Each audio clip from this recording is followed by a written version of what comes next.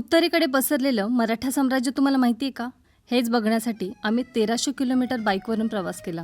नमस्कार, मी स्मिता म्हणजेच मराठी कन्या. राईडला निघायची वेळ झाली होती, पण माझं एडिटिंग काही संपलं नव्हतं. पटपट एडिटिंग संपवलं, नेहमीप्रमाणे ढिगभर सामान पॅक करून गाडीवर लोड केलं. रात्रीच्या प्रवासासाठी लाईटची सेटिंग करून घेतली आणि आम्ही निघालो. अमरनाथवरून 3 झाडी रस्त्याने मुंबई आग्रा हायवेला लागलो. 2.5 तास प्रवास करून आम्ही नाशिक शहरात पोचलो. माझी मैत्रीण शरयूच्या घरी थांबलो. रात्रीचं जेवण केलं आणि तिच्या गोड मुलासोबत धमाल वेळ घालवला. शरयू व्हॉइस ओव्हर आर्टिस्ट आहे. तिचा रेकॉर्डिंग स्टुडिओ पाहिला. दुसऱ्या दिवशी सकाळी लवकर उठलो, नाश्ता केला, फोटो काढले आणि पुढच्या प्रवासासाठी निघालो. नाशिकपासून मुंबई आग्रा हायवेने सुसाट प्रवास सुरू केला. ओझर, पिंपळगाव असा प्रवास करत आम्ही तासाभरातच चांदवडला पोहोचलो.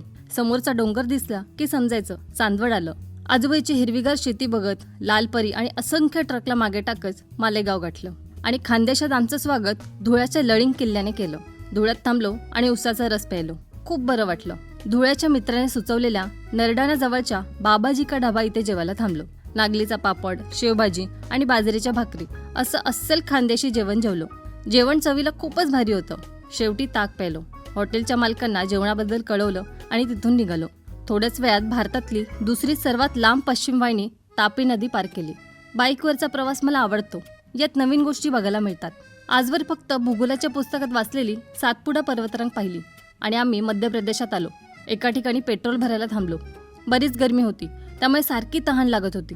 मध्ये एका ठिकाणी माझ्या हेल्मेटची काच निघाली. ती काहीतरी जुगाड करून लावली. जवळपास 520 किलोमीटर प्रवास करून आम्ही नर्मदा नदी पार केली. इतिहासात नर्मदा नदी पार करून काही महान योद्ध्यांनी मराठा साम्राज्य अटकेपार पोहोचवलं होतं. आम्ही धामनोदवरून महेश्वरला पोहोचलो आणि आमचा प्रवास पूर्ण झाला. भेटूया पुढच्या व्हिडिओमध्ये. खूप मस्त जागा दाखवणार आहे. तोपर्यंत ओके, टाटा, बाय.